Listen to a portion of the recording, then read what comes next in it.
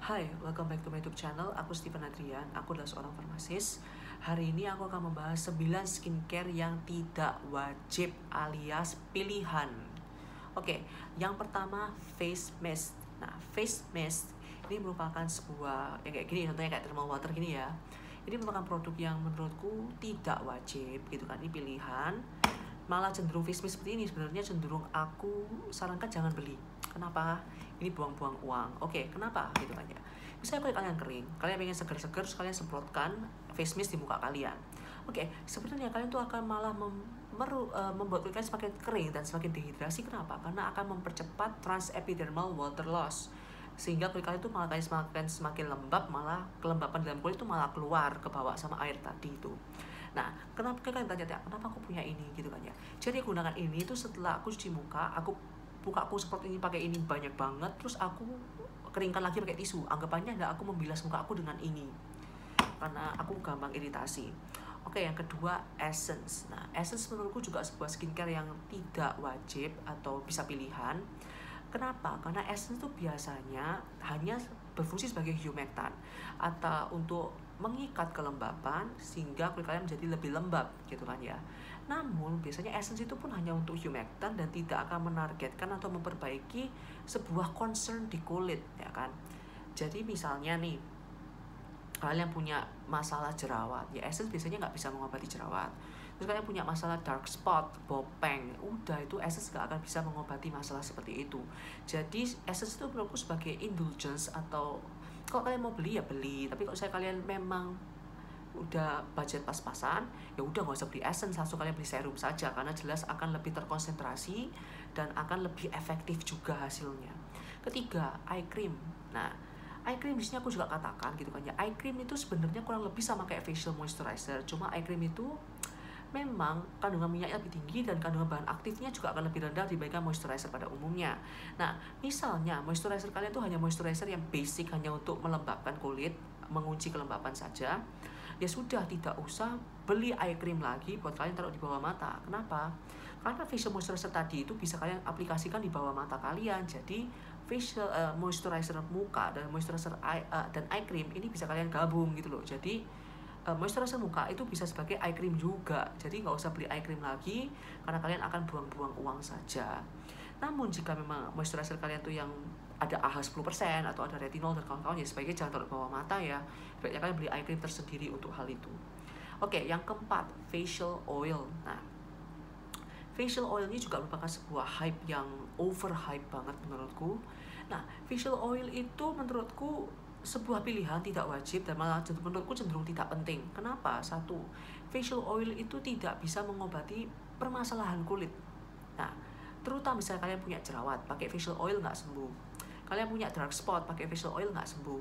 Kalian punya PIE, pakai facial oil nggak sembuh. Kalian mengobati kerutan pakai facial oil nggak sembuh. Kalian mau mencoba pakai punya bekas jerawat kehitaman pakai facial oil nggak kira sembuh. Nah, kenapa? Karena facial oil itu kan isinya cuma asam lemak. Asam lemak bisa apa sih untuk kulit? Nggak bisa apa-apa. Oke, yang kedua, facial oil itu bahkan bukan moisturizer yang bagus. Kenapa? Karena satu, facial moisturizer tidak akan bisa menggantikan posisi sebuah moisturizer. Facial oil maksudku. Facial oil tidak akan bisa tidak bisa menggantikan kemampuan facial moisturizer.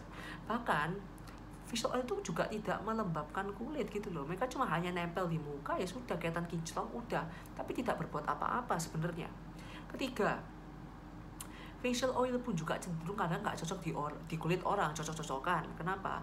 Karena ada beberapa minyak yang cenderung heavy, ada yang medium, ada yang light, dan itu pun juga banyak kadang nggak cocok gitu loh. Jadi dibandingkan kalian buang-buang uang, ya sudah nggak usah beli facial oil.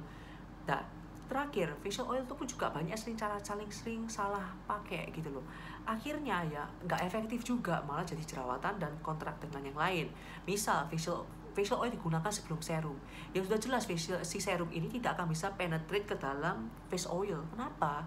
Ingat, air dan minyak tidak bergabung. Kalau kalian sudah taruh minyak sebelumnya air, ya sudah nggak bakal masuk itu air gitu loh.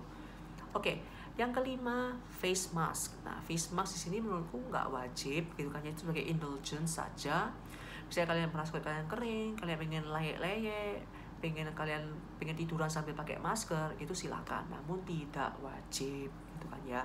Karena memang fungsinya biasanya hanya untuk melembabkan, mencerahkan hanya sementara, efek kesan mencerahkan, dan biasanya pun bahan utamanya juga biasanya kok nggak propanediol ya gliserin kok. Jadi ya anggap saja ya anggapannya kayak ya udahlah untuk melembabkan saja gitu kan ya, karena propanediol dan gliserin itu kan merupakan sebuah humectant. Oke. Yang keenam yang berapa, 1 2 3 4 5 ya, keenam pore strip. Nah, pore strip ini kayak Biore pore strip ya contohnya, itu merupakan menurutku produk yang malah bukan pilihan, tapi itu gak penting. Itu malah akan merusak kulit kalian. Kenapa? Karena ada lemnya kan, adhesif, yang mana kulit kalian ini juga kulit yang sensitif loh ya. Jadi jika kalian tarik itu malah ini akan terkelupas atau karena kulit kalian itu iritasi. Jadi sebaiknya menurutku adalah sudah nggak usah beli pore strip. Kalau kalian menghilangkan komedo, gunakan produk yang mengandung salicylic acid ataupun AHA berupa glycolic atau lactic acid. Trust me, your skin will love it. Oke. Yang ketujuh, neck cream. Nah, neck cream untuk leher. Memang aging di leher itu juga kelihatan bersama dengan kerutan di muka. Malah ini lebih cepat biasanya. Cuma neck cream tuh biasanya bahannya kurang lebih sama seperti facial moisturizer. Daripada kalian buang-buang uang beli neck cream, yo serum muka pakai di leher, facial moisturizer pakai di leher, udah hasilnya sama, gak usah beli neck cream lagi, dan uangmu dan kalian bakal menghemat uang. Your wallet will thank you. Oke, yang ke-8, pore reducing products. Contohnya misalnya produk pore reducing products itu biasanya kan ngomong mengecilkan pori-pori, membuat pori-pori lebih kecil. Itu biasanya bahan utamanya adalah alkohol denat atau denatured alcohol yang memiliki sifat berupa astringent. Ya, astringent ini memang akan memberikan tampilan pori-pori kecil hanya untuk sementara. Justru in the long run itu malah akan menyebabkan kulit kalian jadi lebih iritasi, produksi minyak berlebih karena kering, minyaknya jadi berlebih tumbuh, malah akan menciptakan lebih banyak komedo, bukannya malah mengobati. Jadi misalnya kalian mau cari pore reducing, silahkan cari produk yang mengandung salicylic acid ataupun produk yang mengandung AHA. Contohnya glycolic, lactic, terserah kalian. Itu lebih bagus dan lebih efektif. Oke. Yang terakhir, sleeping mask atau overnight mask. Sleeping mask atau overnight mask menurutku juga merupakan produk yang pilihan ya. Kenapa? Karena biasanya sleeping mask itu kan teksturnya super tebal dan biasanya juga hanya humectant gitu kan ya. Dan kalau misalkan sudah menggunakan moisturizer itu ya sebenarnya sudah cukup dibandingkan kalian menggunakan sleeping mask lagi. Namun jika kalian memang sangat kering terus kalian kelebihan uang, ya sudah silakan beli. Namun jika budget kalian itu pas-pasan ya sudah, nggak usah beli face mask, silakan gunakan moisturizer. Itu sudah cukup banget menurutku.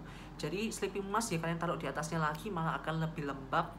Nah, terlalu lembab kadang-kadang juga bisa memicu jerawat. Jadi kalian harus berhati-hati terhadap seberapa lembab kulit kalian, seberapa lembab produk yang kalian gunakan, seberapa layer produk kalian gunakan, karena biasanya terlalu banyak, terlalu kompleks, malah kulit kalian malah jadi bermasalah. Jadi lebih dipikirkan sajalah seperti itu. Oke, thank you so much for watching. See you next time. Bye.